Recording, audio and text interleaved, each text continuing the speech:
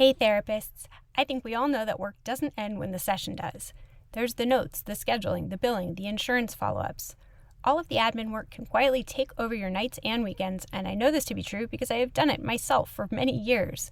But recently, Psychologist Off the Clock co-hosts Debbie, Emily, and Jill convinced me to try out Simple Practice, and I'm so glad I did. Simple Practice is an all-in-one EHR that is HIPAA compliant, high-trust certified, and built specifically for therapists. The beautiful thing is that it brings all the things together that you would otherwise have to do in piecemeal fashion. That's scheduling, billing, insurance, client communication. It's all in one place so you're not juggling multiple systems just to run your practice. I love that the forms are customizable and make documentation much faster and less draining, and I really appreciate that I don't have to spend hours each month generating invoices for clients. What's more, if you're just starting out or growing your practice, they also have a credentialing service that helps you to get paneled independently. It takes the total headache out of the insurance enrollment, giving you full autonomy over your own contracts without any middleman platforms taking a cut. If you are ready to simplify the business side of your practice, now is a great time to try Simple Practice. Start with a 7-day free trial, then get 50% off your first 3 months. Just go to simplepractice.com to claim the offer. Again, that's simplepractice.com. Engaging in climate actions can actually make us happier. When we feel joy because we just did something, that makes us want to do it again. And so if we can find climate actions that feel joyful, we are going to repeat them, stick with them, share them. They're going to become contagious to others. One message we hear all the time is turn off lights if you want to save energy or be good to the environment. But that's actually not very impactful when it comes to climate change. In fact, I did this calculation for Liz's house. If she were to leave all her lights on for the rest of her life, that would save about 13 hamburgers worth of emissions. That was Elizabeth Dunn and Jiaying Zhao on Psychologists Off the Clock.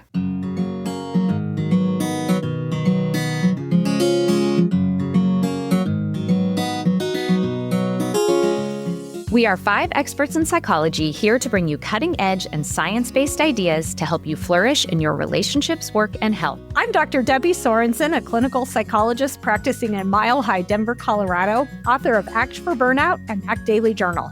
From America's Heartland, I'm Dr. Emily Edlin, a clinical psychologist based in Chicago, Illinois, and author of Autonomy Supportive Parenting. Calling in from Vienna, Austria, I'm Michael Herold, ACT coach, confidence trainer, and the author of an upcoming book on developing your confidence and social skills. From Boston, I'm Dr. Yael Schoenbrunn, faculty at Brown University and author of Work, Parent, Thrive, and Why Don't You Understand Me? And from coastal New England, I'm Dr. Jill Stoddard, author of Be Mighty, The Big Book of ACT Metaphors, and Imposter No More. We hope you take what you learn here to build a rich and meaningful life. Thank you for listening to Psychologists Off the Clock. Hey listeners, just a super quick reminder that you can listen to the podcast ad-free by supporting us on Patreon for just $5 a month. Or you can support the podcast with a one-time donation on Buy Me a Coffee. Thank you to everyone who's already supporting us. Be sure to stay tuned to the end of the episode for our co-host discussion of today's interview. I have 2 guests here with me today who have joined their expertise in the psychology of happiness and the psychology of sustainability to write a really terrific new book that's called Leave the Lights On: How Joyful Decisions Can Save Our Species. And before we get started, I want to just give everyone a little teaser. We usually do a post-episode discussion with 2 co-hosts at the end of every episode. But today, I've actually invited my husband to do the discussion with me. Almost 10 years of doing this podcast, and he has never spoken on our show before. But he happens to be a scientist who works in renewable energy technology and who has done a lot of research on climate change. And so I'm going to ask him to come on instead of a co-host to share some of his thoughts on this episode and just some reflections on our topic. So if you want to get a little glimpse into my marriage, this is your chance. Just stay tuned to the end of the episode.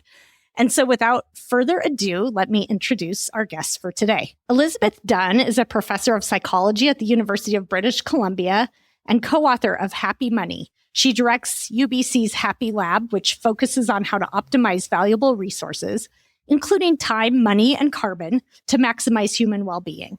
Dr. Dunn's work has been featured in the New York Times, the Wall Street Journal, the Washington Post, the LA Times, the Atlantic Times, Harvard Business Review, and she's been on numerous podcasts and television shows. And her 2019 TED Talk on how helping others can make us happier was selected as one of the top 10 TED Talks of the year that year. Welcome to Psychologists Off the Clock, Liz. Oh, thank you so much for having me. Well, we're happy that you're here. And my other guest, Jiaying Zhao, or Jay-Z, is a professor of psychology and sustainability and founded the Behavioral Sustainability Lab at the University of British Columbia, which designs and tests behavioral solutions that encourage climate action. She's worked with NASA, NOAA, and the U.S. and Canadian Forest Service to develop pathways to net zero. Dr. Zhao has appeared on numerous podcasts and in documentary films, including Why Is This Happening with Chris Hayes and Close the Divide.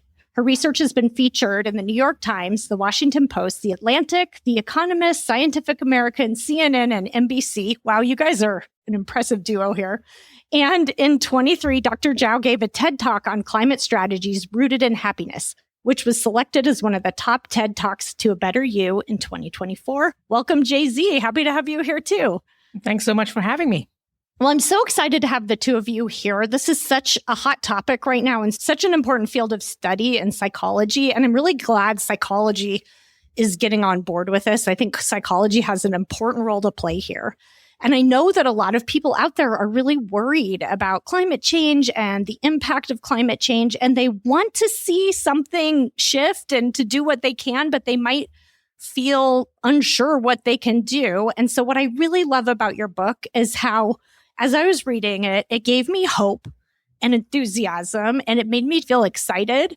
And it's not just motivating, it really gave substantial practical information about what actions really make an impact. And so we're going to talk today about how sometimes well-intentioned people either might not know what to do, or they might focus on actions that actually don't make much difference. And so we'll get into the details of that, but I love just the practicality of the book. And so really appreciate that. I'm going to start with a question for you, Jay-Z. So sometimes the messaging about climate change can feel a little doom and gloom, right? It's kind of dire. It's a little scary, depressing, anxiety provoking. And you were involved in a really big study about effective messaging about climate change behaviors and what type of messaging works. So can you tell us a little bit about what you learned from that study? Sure. This is a study we published a few years ago where I teamed up with researchers from 63 countries in the world, to be exact, with almost 60,000 participants to test 11 behavioral interventions. And in particular, we tested the doom and gloom messaging, which is the most pervasive narrative on climate change. And what we found was this doom and gloom messaging had zero impact on climate belief, on climate policy support. It actually increased people's willingness to share this doom and gloom information on social media. But most importantly, it discouraged climate action. So it backfired if you care about behavior change. So that's the lesson from this mega study. And I think this is really important in terms of your role, Liz, because you are a happiness researcher. And so what would be your view of how happiness research fits into this? Yeah, so as a happiness researcher, I never imagined writing a book about climate change. It really seems way outside my wheelhouse, but it turns out that happiness has an important role to play, I think, in the conversation around climate change. So, from the research that Jay-Z just described, we know that the doom and gloom messaging isn't really working. People share it, it spreads, it's contagious, but it's not effective. And so I think sharing with people this idea that, in fact, engaging in climate actions can actually make us happier is a really different way forward. And I would suggest that happiness is like nature's reinforcer. When we feel joy because we just did something, that makes us want to do it again. It's just the most basic process. And so if we can find climate actions that feel joyful, we are going to repeat them, stick with them, share them. They're going to become contagious to others. And so I think this is a really exciting opportunity to create upward spirals where people get happier and engage in climate action. I love that. And one piece of that to kind of explore more is how a lot of times we're told, like, don't do this, don't do this. No, it feels like a drag, right? But if we can capture some joy. And so one example from my life recently, we've been having a drought here in Denver, a bad one. Actually, a lot of places are having a drought right now, but it's so bad here. We had a terrible ski season and we're on water restrictions and have been for months. And at my house, we've been gradually over the last couple of years replacing our lawn with low water plants that pollinators like. And it's actually what I'm finding is that, I mean, this is a long process and it's a lot of work, but what I'm finding is that I actually love it because I'm gardening and I enjoy gardening more than I enjoy mowing the lawn. So would that be kind of an example of what you're talking about? Yeah, that's a great example of finding a change that you need to make. And in this case, it's really a response to climate change. You've got to engage in these mitigation behaviors, we would call them, to deal with climate change, right? But you're finding a way to have it be joyful.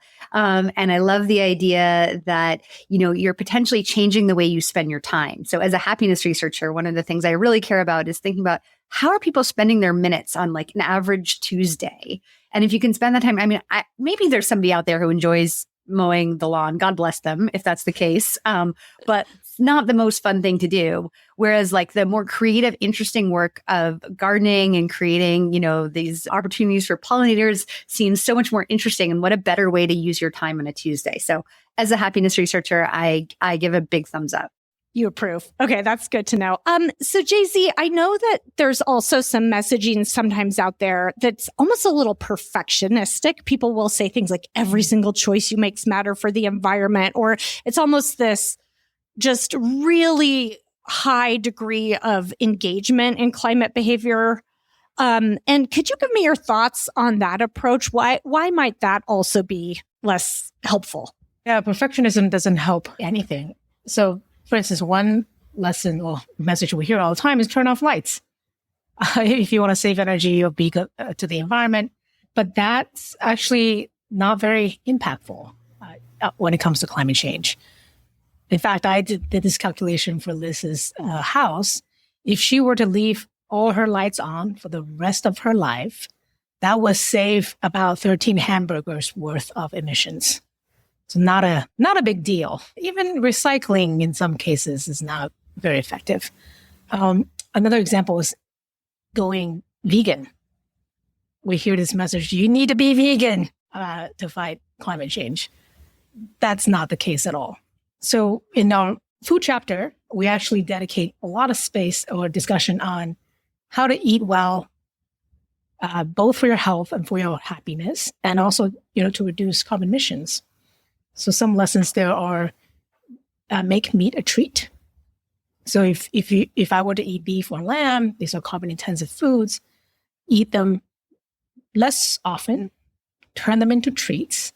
I actually had my first steak in 3 years after I finished writing the book with Liz, and that was fabulous. That was the best steak probably ever. And in fact, you don't have to go vegan or vegetarian. You just have to eat, proteins or meat that are less carbon intensive, like fish, seafood, chicken, poultry, or even pork. A chicken sandwich has a lot less emissions than a grilled cheese. So, I think we need to be careful or actually be smarter in our food choices. Instead of going perfectionist, we can actually make better choices. I want to talk more about food later in the conversation, but that's such a good example of how it doesn't have to be quite so all or nothing. There's something that we've talked about a lot on the course of this podcast over all these years, which is about sustainable action and keeping it sustainable for yourself. There's so much middle ground there where you can make a difference and make a change, but not necessarily quite as extreme or all or nothing where it's going to be hard to sustain. And actually, quick side note too, I wrote my book on burnout, and one of the sections I wrote is about activist burnout and how sometimes when people are into activism, it can be really hard to sustain because they get so into it that it's almost like an impossible moral standard. It's hard to keep up. It's exhausting. And so in a way, it's also, I think, a way of keeping the climate behavior changes that you're making sustainable without exhausting yourself and burning yourself out. Because that doesn't really do the world much good if you're just if you're so burnt out that you can't keep it going over the long term. Yeah, we spoke to a climate activist who talked about her experiences with what she calls perverse perfectionism, whereby folks involved in the climate movement will hold each other to such a high standard that it creates just a huge amount of stress and burnout and ultimately drives people away. And so I think our approach is really about saying, like, let's show compassion to ourselves, compassion to other people, understand nobody's perfect, and we can all just try to do a little bit better. Well, and that's actually a great segue, because back to the title of the book about leaving the lights on and that calculation that Jay-Z did. I know this actually came up for you in a bit of a personal way, Liz, because you were getting a little bit of moralizing and shaming about climate behaviors at one point in your life. Would you be willing to share that? Yeah. So my boyfriend, Chris, we are no longer together, but back in the day, my boyfriend, Chris, was a wonderful person in many ways, cared about climate change a lot, which I really respected. But if I happened to wander out of the room without turning off the lights, he would scold me and kind of give me this look like, why do you hate the earth? And so that actually pushed me away from wanting to be part of the climate movement, because I felt like by adopting this identity of caring about climate change, I was making myself almost vulnerable to feeling like I wasn't doing enough. Other people could shame me for something as simple as walking out of the room without turning off the lights. So it was really so valuable to work with Jay-Z and learn that, hey, actually, I could leave all the lights on in my home for the rest of my life, and it would only be as much carbon emissions as 13 hamburgers. So you know what? I can just let that piece of it go and focus on some other higher impact actions. And so I think, there can be this temptation to kind of wag our fingers at others or at ourselves about our, shortcomings. And we are really offering a different approach of saying, hey, instead, let's just not worry about some of this stuff. We don't have unlimited bandwidth. We can't do everything, but each of us can do some really important things that could actually make us happier. And let's focus on those things. I thought of an example of this woman. I was talking to her in this kind of Zoom group meeting, and she was feeling really guilty because 2 weeks ago, she forgot to bring renewable bags to the grocery store. And so she had to bag all her produce and everything else into plastic bags. And I remember thinking, this is a pretty small drop in the bucket. You could probably use plastic bags, 1,000 people for a year or a lifetime to equal one flight on a private jet. So why do you think that people get maybe confused about the relative impact of high and low impact behaviors when it comes to this stuff? Because that impact is invisible. We see calories, we see prices, we don't see the environmental impact. We don't see that this bag costs 10 grams of CO2. In fact, for organic cotton tote bags, which a lot of us have, you need to use one 20,000 times to offset the carbon emissions of a single-use plastic bag. And that's, I think, beyond anybody's lifetime. So I would say don't have too many of those tote bags, because each one of them is carbon intensive or environmentally intensive to produce. So have one or two lying around and use them often. But don't fret if you have to buy a single-use plastic bag. It's not that big of a deal. I wonder if somehow we find certain things that we kind of get in our minds matter. And there's misinformation about that, because there's people who talk all the time about plastic bags. So we might just not know the science behind this or the math, as you say in your book. I mean, there's a lot of myths about this. There's a lot of it, which we debunk in our book. People focus so much on plastic bags, cups, straws. Actually, science says paper straws can be worse than plastic straws, both in terms of carbon impact and also microplastics that gets diffused in the water. So I would say those myths are common, but we need to correct them in our head. And I have to say, I've learned so much from Jay-Z. So she is known among our friends as the human carbon calculator, because she just has dug into the data. She knows all the math. and has figured out like what are the actual carbon costs of these choices that we make. And it turns out that those don't necessarily line up with popular perceptions. So I've really been surprised to learn from her. Well, and this is why your book is really worth checking out, because you go into the specifics of this. There is a very handy diagram showing meat consumption of different things and different types of food consumption, really, but also debunking some of the myths, the pervasive myths that are out there. And so it's quite practical in that regard. And I think it might actually just really help people focus on those, again, higher impact behaviors. So really appreciate you using that carbon calculator skill set to help us all. And I also, I feel like people, like, their intentions are good. They want to make a difference. And I think it's really just a matter of taking the time to dive into some of this in a little bit more detail that a lot of people just haven't really thought to do. Yeah. And I think it can be overwhelming. I mean, we all have so much going on in our lives, right? So to sit down and do the kinds of carbon calculations that Jay-Z does for fun, for the typical person, they're just not going to do it. And that's why when I figured out how much Jay-Z really knew, I wanted to just like pull it out of her brain and share it with everybody in a way that would be really easy and accessible. And so that's what we've tried to do in our book. And in the book, you go through a lot of practical areas of life. So places in life where we might consider making changes. And we've talked already about eating, but we could talk about that a little bit more. You also go into shopping, commuting, travel, which is a big one for me. So we'll talk about that too, but also making choices in life, like where to live. What are some places that might be better to live if you care about the environment? What career to pursue? Whether to have children and pets. And so clearly we're not going to get into all of that today. And again, people should really check out your book to dive into those topics. But to just pick out a couple of things, I'd like to highlight the ones that are important to me personally, co-host privilege here.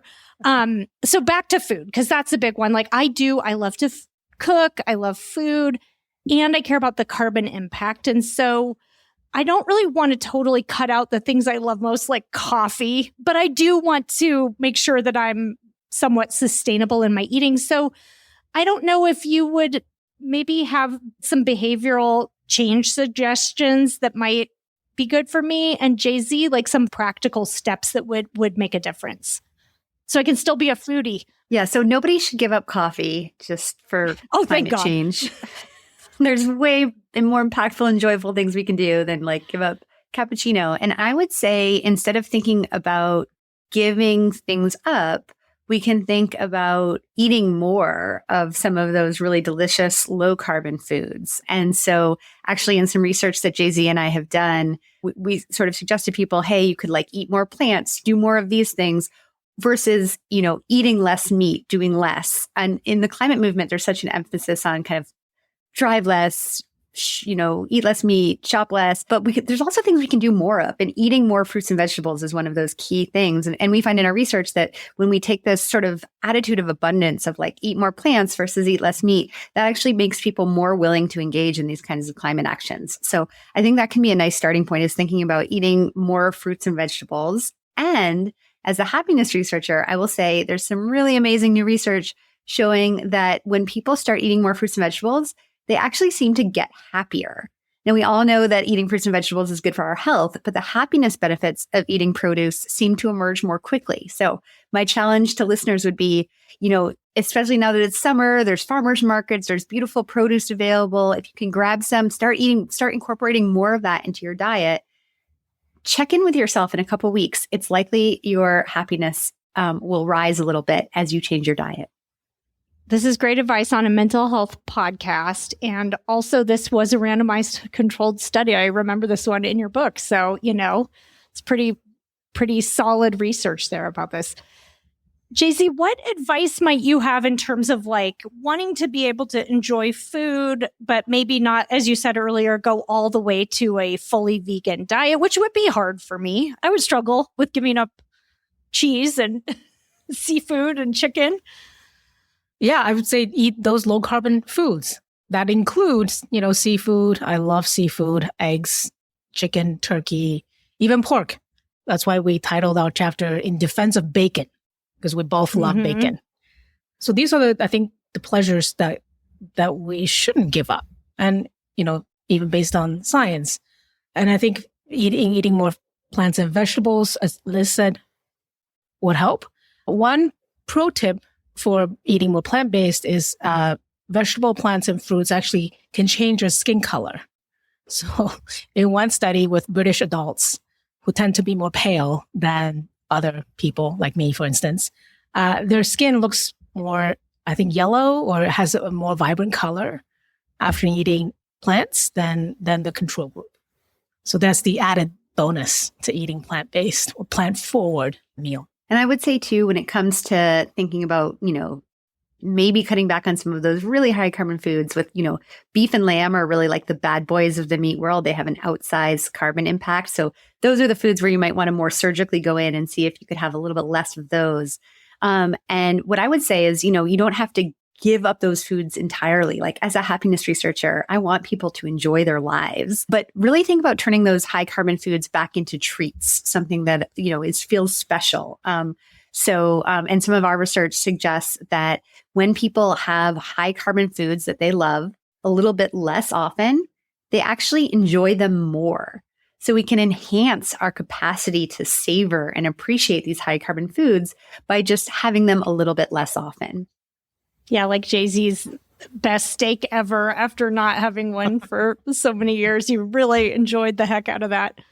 And in the book, and I can't remember the exact details, but you talked about even just, switching to chicken or having meatless Mondays or a few days a week when you have a meatless day or meal, that makes a really big difference over the course of an entire year. That was kind of cool to read that. Yeah, so eating beef just once a week instead of once a day would cut your carbon emissions by more than 3 tons this year. So again, it's shocking what a big impact you can have with these relatively small changes. And again, it all depends on where you're starting from. So if you're already somebody who doesn't eat a lot of beef, that's not going to be your opportunity. But if you're somebody who's like reliably eating tons of red meat, there's a great opportunity for you to cut your emissions and actually enhance your capacity for pleasure. The best summer pieces are the ones you end up wearing on repeat. Comfortable, versatile, and somehow right for almost every occasion. That's why I love Quince. They make elevated essentials using premium materials like European linen, organic cotton, and washable silk without the traditional retail markup. Everything at Quince is priced 50 to 80% less than similar brands. They work directly with ethical factories and cut out the middleman, so you're paying for exceptional quality rather than brand markup. On a more personal note, for about a decade, my bags have said, "Functional Mom." The Sloan hand-woven mini shoulder bag just arrived at my house, and the gorgeous weave detail says, "Stylish woman who has places to be." Both are true. One of them just hasn't had a good bag in a while. But it's not just apparel. Quince also has elevated essentials for your home, from bedding and bath to kitchen essentials and furniture. Make your summer wardrobe feel easier. Go to quince.com/POTC for free shipping on your order and 365-day returns. Now available in Canada too. That's QUINCE.com/POTC for free shipping and 365-day returns. Quince.com/POTC. Ever wonder who's out there making the world go round? It's truckers. Who unites baristas with coffee beans? Truckers. Who unites dogs with their favorite chew toy? Truckers. That's why Progressive offers truckers even more protection with Cargo Plus coverage to keep truckers moving right along. Quote truck insurance today in as little as 8 minutes at progressivecommercial.com. Progressive Casualty Insurance Company and Affiliates. Coverage subject to policy terms, limits, and conditions. Not yet available in California, New York, and Virginia. And now another of my personal favorites, which is travel, because like a lot of people, it makes me sad to think of giving up travel completely. And yet I know that there's a lot of carbon emissions from driving and flying. Could you speak a little bit to some ways that we might look at our transportation and travel and how we can still enjoy travel? Yeah, let me just make it more concrete. Flights. Flying is probably the worst thing in terms of travel for climate, as we know, but actually short flights are not that bad. It's really long hauls that are most carbon intensive. So again, let me give an example. If you go from Minnesota to Orlando, let's say a family to go to Disney World for a summer vacation, a round flight is not that bad. I think it's couple hundred kilograms of CO2. But if you drive that trip, so it's a 3-hour flight. If you drive that trip in a gas car, that's almost 4 times as much as a flight. So driving a gas car, in this case, is worse.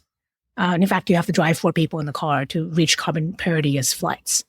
So I would say if you have to fly, take, short flights are not bad. Fly direct to minimize takeoff and landing, which are the most carbon intensive parts of the flight in terms of carbon per mile.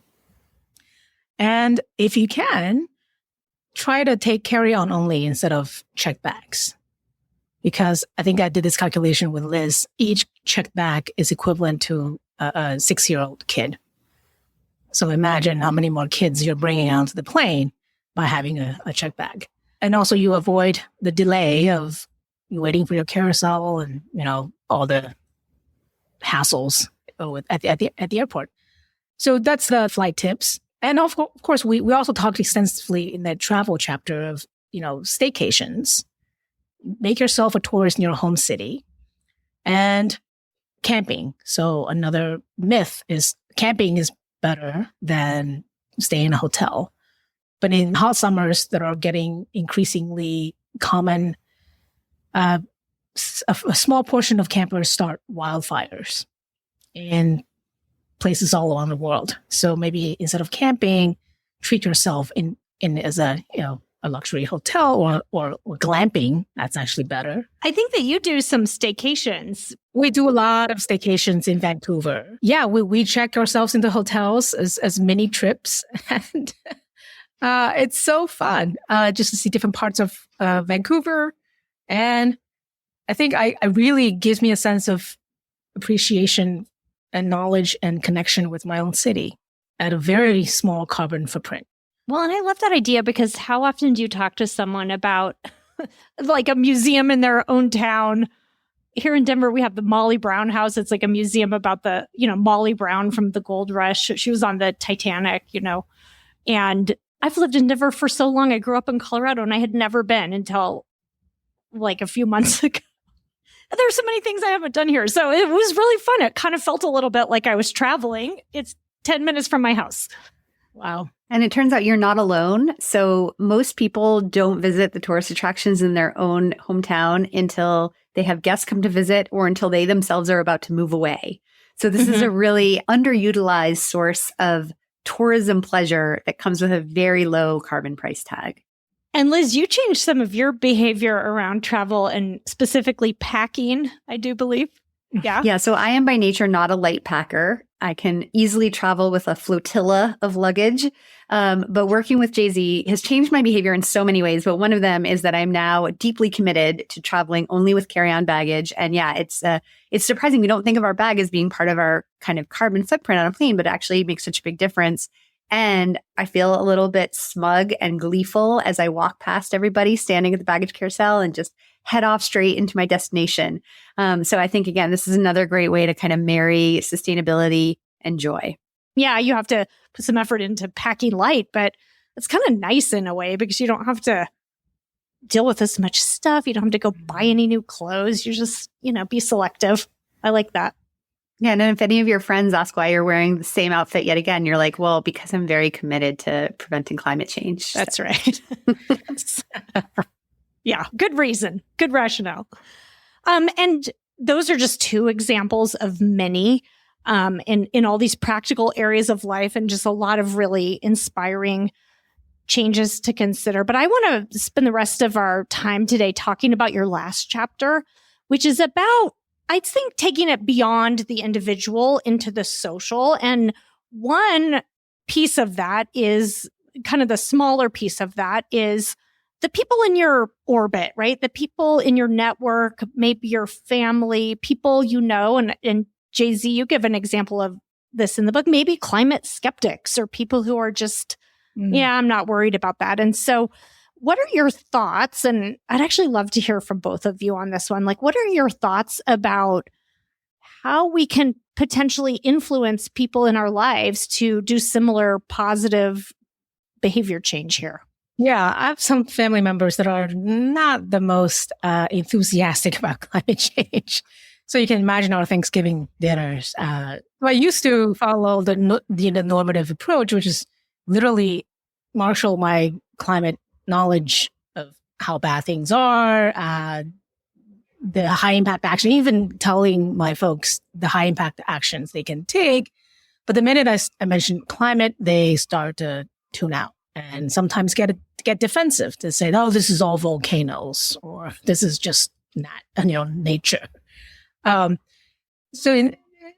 actually learned to not mention climate when I talk to them, and what I did instead was just say, "Hey, you worry about wildfires in the summer, you worry about flooding."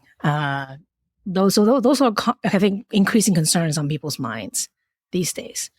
And these family members have actually taken climate actions like getting EV, getting more efficient heating systems, even thinking of solar panels, but not for climate reasons, for economic, for savings, as well as just protecting their home. That's more compelling to them, so I think I'm happy to see their behavior change. And then this reminds me of a statement from Liz, is we don't need people to do the right thing for the right reason. We just need people to do the right thing. Good point. Their motivation might be less important than their action, right? And I would add, if you're talking with friends who do care about climate change, but maybe just haven't taken a lot of action, then the strategy is a little bit different. So I think it makes a lot of sense to just stay away from any discussions about sort of the politics surrounding climate change if you're talking to people who are skeptical about it. If you're talking to people who are on board and care about it but don't exactly know what to do, then I think one of the best things that you can do is just to share any actions you yourself have taken that have turned out to be really easy. So people love easy things. I mean, cockroaches love easy things. The principle of least effort is like one of the fundamental laws of animal behavior. We're looking for the easy thing. So if you found something easy you can do, like you found a really great, easy tofu recipe, share that with your friends, right? Or you have maybe done the research and actually now you can make it easier for other people. So, for example, Jay-Z recently started leasing an EV. She did a lot of research. I can steal that research from her. I don't have to do it myself. So if you've done a bunch of research, you found out, the most affordable used EV you can buy, or, how to get a heat pump installed, anything that you've done the legwork on that you can share with your friends, that's a great way to motivate other people to take action. So we don't have to lecture people. We don't need a PowerPoint slideshow about all the doom and gloom surrounding climate change. We just need to make it easy for, our friends and family and neighbors to take action. Yeah, it's almost like kind of role modeling it and kind of like setting a social, I don't know, not a standard really, but just it spreads. And actually, back to my example of the drought in Denver and the low water plants we're putting in, a lot of people in my neighborhood are doing that. And when I walk around, I see that, right at the moment, the people who still have lawns, they're a little crispy because of our water restrictions. But I think it's kind of a cool thing in my neighborhood. Like people have these signs up sometimes with their landscaper that helped them, and they have, pollinator gardens and all this stuff. And it's like, I feel like it's actually kind of fun because it's become a little bit of a trend. Some people are going fully native Colorado plants, and some people are doing kind of in between, or so it's inspiring actually. And that's part of what we walk around and get ideas like, oh, that looks really good, We can influence our neighbors far more than we realize. And we don't even have to, be up in their grill talking about what we're doing. I think the change to your own lawn with a little lawn sign is a great idea. And what I would put in is like a little handwritten note that says, call this number. It's so easy. And again, you don't even need to say the words climate change. You just share your beautiful plants and share your experiences. You are having an influence. Well, and since we're on this topic, there's a poet and a writer here in Colorado, Camille Dungy, who is in Fort Collins, who wrote a memoir called Soil. She's a Black woman and a mom, and she did this whole process of gardening. And it's very beautiful. It's very inspiring. Absolutely. And even if something isn't easy, if it's attractive, that could make a huge difference. So if your lawn looks beautiful with your new, plants that are built to withstand climate change, then that goes a long way. So I think just making our climate-friendly actions both attractive and eye-catching can really make a difference. So as I mentioned, Jay-Z got a new EV, and not only did she do a bunch of research, but she also had it wrapped in hot pink. It looks so fun. It's I think it's beautiful. It's also very eye-catching. You cannot miss it. So, in that way, she's actually making herself highly contagious. As a climate researcher and someone who understands human behavior change, she's out there with her beacon of like electric vehicle positivity. Yeah, forget keeping up with the Joneses with a new Ferrari. We all want the hot pink EV now, right? People take photos randomly on the street. I was like, oh my God, am I in trouble? But now, because when you're in the car, you don't see your car in pink. And sometimes there's like, am I being, what did I violate some laws? But people love it. Especially, little girls, they just start jumping up and down. That's so cute. Yeah. Well, and you give examples too in the book of like social media and some influencers who have been quite good at this. They kind of package the message in a way that actually like inspires people and is informative and fun, less that kind of shame-based approach and more like, hey, look at this cool thing, which I love. This episode is brought to you by Progressive Insurance. Do you ever think about switching insurance companies to see if you could save some cash? Progressive makes it easy to see if you could save when you bundle your home and auto policies. Try it at Progressive.com. Progressive Casualty Insurance Company and Affiliates. Potential savings will vary. Not available in all states. Truckers aren't just moving goods. They're making sure bakers get their chocolate chips and hotels get their tiny soaps. But truckers can't do this if they're not on the road. That's why Progressive has over 360 heavy truck employees to help truckers stay on time and on track. Quote truck insurance today in as little as 8 minutes at progressivecommercial.com. Progressive Casualty Insurance Company and Affiliates. So I also want to talk a little bit more about sort of systemic change in the more like culture and sort of political, which again, that could probably be its own entire conversation. But, some people argue that that's really where the big level of change is going to happen. And there's some question about putting the onus of this on individual people, the responsibility. And it's actually in some ways a bit of a deflection from some of the bigger things, almost like a distraction or something like that. So first of all, I just want to hear your thoughts on that. Like, what's the right level that we should be looking at here? So the individual versus system change, that's a false dichotomy. We need both. In fact, a lot of climate policies fail because individuals didn't comply. So we need individuals. Individuals make up systems. We vote, we comply with policy so that they can achieve their intended effects. And it's not either or, it's and. So it's not pitting the two against each other, but it's more like, how do we use our individual as agents of change to make a system change? Yeah. And I think, when we just concede all of our power to big businesses and the federal government, we can end up feeling powerless. And we are not. I think it is re-empowering to recognize that we do have the opportunity to make meaningful changes. I mean, one of those things we can do, of course, is vote.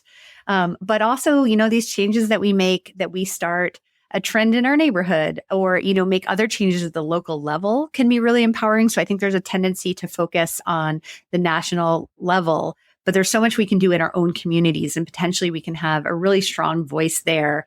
And as somebody who does work on pro-social behavior and happiness, I will say that when we take positive actions and can see the impact that those actions are having, that's where we get this real boost in terms of happiness. And so, taking the opportunity to have an impact in our local community can be really good for enabling us to see, I actually am making a difference. And that can feel really joyful and reinforcing and help keep us going and help get other people involved. I love that. We've talked before on the podcast about hope as an action, not just a feeling, because sometimes the feeling of hope comes and goes in today's wild world, but sometimes actually taking action like that fosters a sense of hope. It's like I'm doing something. And so I know that moving the needle on that big systemic stuff is very hard. But if there is someone listening who would like to do something, vote is clearly a huge one, right? People who support policies that promote protecting the climate, that's a big one. Are there any other recommendations you might give someone for things that you think could potentially have an impact? I mean, another one is to kind of adopt a local politician. So somebody who's, a town city councilor or whatever on the town board, adopt them, make them the person you invite to barbecues, to book clubs. And, what we've learned from talking to politicians is actually local politicians want these opportunities to connect with voters. And so if you reach out to them, they are very likely to respond. And then that gives you an opportunity to kind of bring them into the fold and have an influence on them. Jay-Z actually interviewed a local candidate when she was deciding whether to vote for him and sat down with him for quite a while. And they had this whole conversation. So I think we don't realize how much access we can have to political leaders if we ask for it. Oh, that's a great idea. I did not grow up with the right to vote. So when I became a Canadian citizen, I voted in every opportunity I can. And I think we have our municipal election coming up this fall, in which case I'm definitely going to vote. I interview the candidates. But I think we need to exercise our right, which is actually rare in the world. So don't give it up. There's so many issues, of course. But this would be a good one to check people's track record on when you're looking at different politicians and look at their, what they support. So, yeah.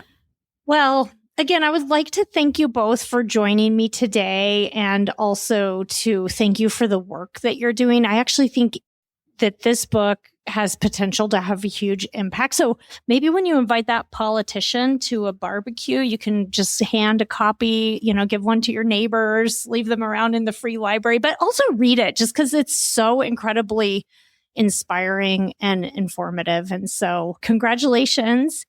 And where can people find you online and kind of follow your work and learn more about the book, Leave the Lights On? Well, we have a great website set up at happyclimate.org. And if you want to see all the math that Jay-Z did for the book, you can find it there. You can find out a little bit more about us. And there's some materials too if you want to have a book club. We'd love to have folks get together with friends because one of the best ways to make change in our own lives is actually to get the support of friends and really kind of stress test your plans with one another and talk about what you could do. This is a great opportunity. And so we've provided some book club materials up there. And we'd love for you to, work with friends or family to make some changes in your life this summer, and we'd love to support that. Okay, well, thank you again. Really appreciate the conversation today. Thank you so much for having us. Well, thanks for listening, everyone. As promised, I'm here with a very special guest today, my very own husband, Eason Drury. Hi, Eason. Hi, Deb. This is kind of weird, isn't it? Yeah. Yeah, we're here at our dining room table recording. And so let me tell you a little bit about Eason's work and why I invited him to do this with me. His first appearance on the podcast. He's a supporter, but first appearance. So Eason and I met at Harvard. I was getting my PhD in psychology, and Eason was getting his in atmospheric chemistry. So he was studying things related to the atmosphere and climate change. And then after finishing his PhD, he went into renewable energy, where he's been working ever since. He's worked at the National Renewable Energy Lab and has had several different roles in the field of renewable energy. He's currently a director of research and development working on technology related to shifting energy use in buildings, so they act more like batteries on the electricity grid. Did I get that right, Eason? Yeah. Okay. Yeah, so we're doing pilots in California, New York, and all across the country to basically show that you can make small changes in how buildings use electricity and bring flexibility to the grid that allows you to put more renewables on the grid. Cool. Well, it's very important work, and I am really, proud, I guess, if that doesn't sound too weird, that you've made a really values-based career and you've devoted your life to working on climate change and renewable energy. And I know it's really important to you.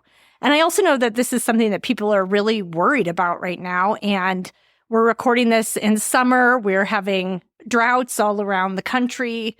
There are heat waves all over the world, wildfires going out here in the West. And so, Ethan, I was wondering if you could just give everyone a sense of the state of things in your field of renewable energy these days. Yeah, I think that what's striking recently has been scientists have been forecasting for decades the impacts of global warming and climate change. And we're really starting to see it in a big way over the last, I'd say, 5 years.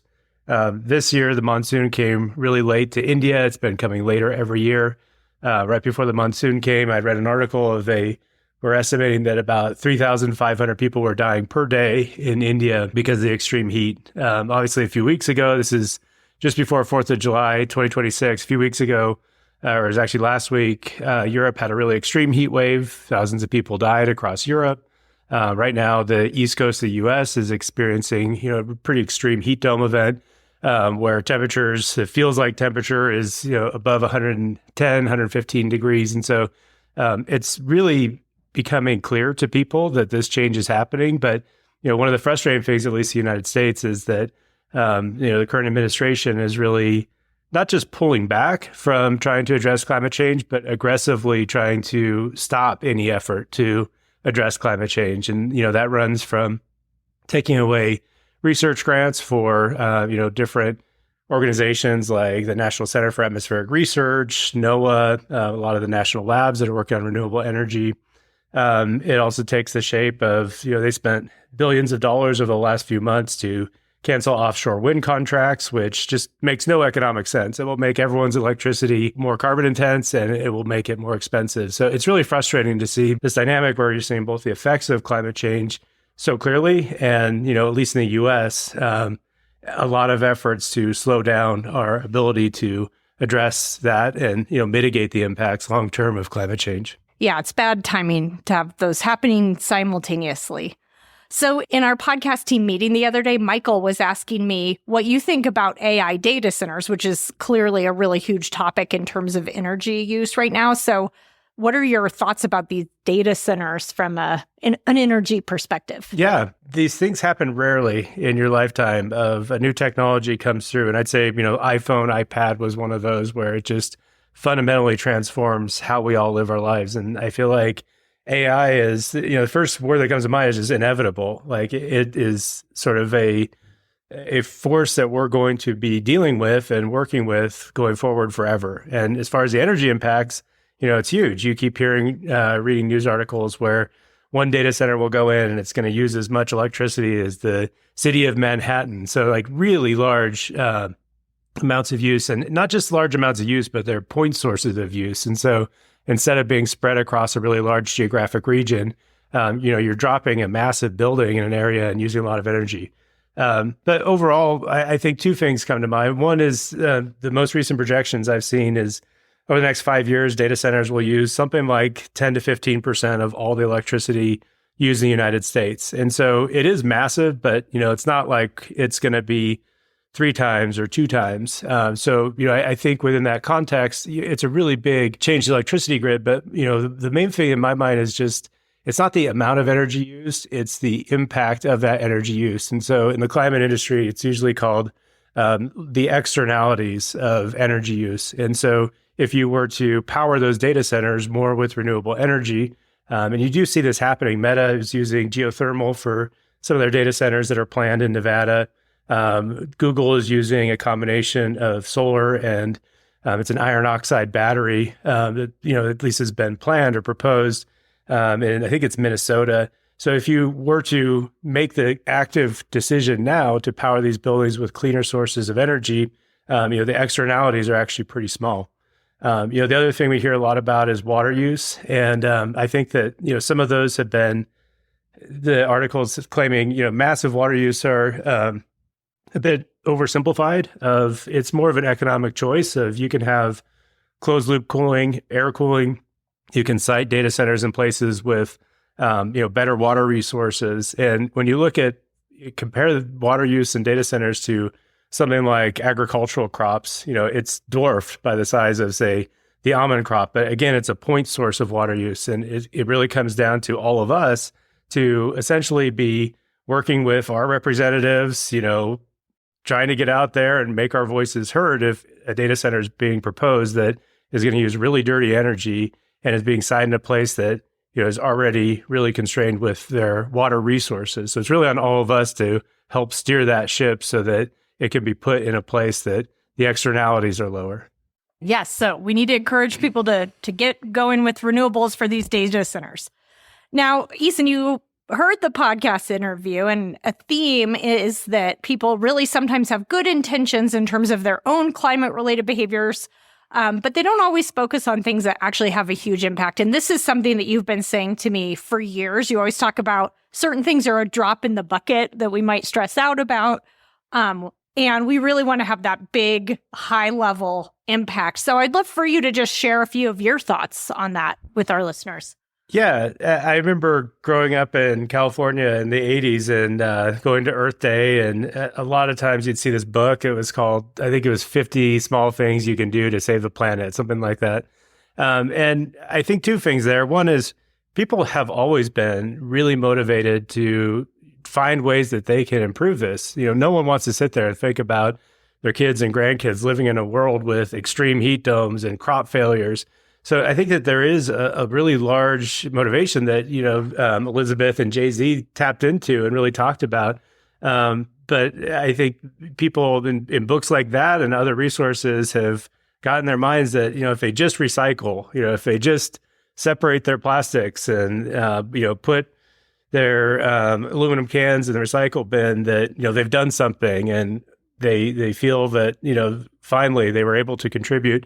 And I think what's really important about the book that Elizabeth and Jay-Z wrote is that not all those actions have the same impact. And, you have to not just do actions that are qualitatively good, but they need to be quantitatively good. So for example, recycling aluminum, probably a really good idea. That does help quite a bit.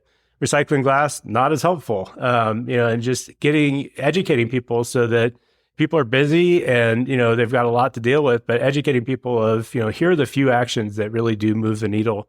And the other thing that, I've definitely seen is that if people don't know which actions really move the needle, they can be doing, a handful of actions that have really not much impact. I think the example was turning off lights, and they can feel like, oh, I don't have this guilt anymore of, I need to do more because I'm turning off all the lights. And, you've basically short-circuited this desire to do something, with actions that have minimal impact. And so finally, if you were going to give our listeners a few suggestions for things that you think would make a real difference, what do you recommend? Yeah, top on my list is really, I'd say, what actions can we take that are going to have the biggest impact would be voting. You see that very clearly with the last two administrations. The Biden administration had put together basically loan programs, which would have been revenue positive to the federal government to support the build out of, a lot more low carbon resources for electricity generation, for backup storage. It would have helped quite a bit with transmission grids. The current administration came in, canceled many of those things. And so this needs to be a consideration for most people who really want to make a difference of just choosing the candidates that are going to make the decisions to, further the things that need to be built now. And I think that speaks to how the collective, like the cultural shifts, the political systems, industry, that's really, we can all do our part in small ways, of course, but that is the level where the big change is going to happen that's really going to move the needle. Yeah, I totally agree. Because, if you look at America, it's been built in a way with suburbia and most cities are built for cars. And so you tell people, hey, you should stop driving so much. Well, that's not really going to work with their lifestyle. That's really stealing time away from other parts of their lives. So we really need a fundamental change. Another thing I'd add too is just we have a lot of power on where we purchase items. And so, I'd say look at the Google example of way back when they used to have a slogan that was, do no evil. And I think people didn't really value that as much as they thought they would value that. And they're probably right. And, you see them starting to take actions which are less consistent with we should, be 100% carbon free going forward. But I think the more people, take the AI example, you only buy AI tools from companies that are buying or purchasing power for their data centers that's mostly clean. I feel like that's the second knob that we all have available in a place like the United States where, you do really let companies know clearly. We organize together to let companies know very clearly that their actions matter to us, and we're going to use that as one of the criteria we use when we purchase. Great. That's a great idea. So doing a little research to find out who is prioritizing this, both politicians, and then also organizations and companies, and putting your wallet, to good use here. Yeah, for sure. That. Well, thanks, Eason. Yeah. This was fun. It's kind of cool to hear a little bit about some of your thoughts on this today. So thanks for joining us. Yeah, well, it's great to see more people, thinking about climate, thinking about solutions for climate. I feel like, I live my life around a bunch of engineers, and, we tend to develop tools by engineers for engineers. So it's great to see people like psychologists and others that know how to communicate a little more clearly with the masses come in to solve this problem. Yeah, too. well, I think it's kind of cool when psychology comes together with this as part of this effort. So, all right, everybody, thanks for listening. And I hope you enjoyed this little glimpse into my marriage. Just kidding. All right, well, thanks, everybody.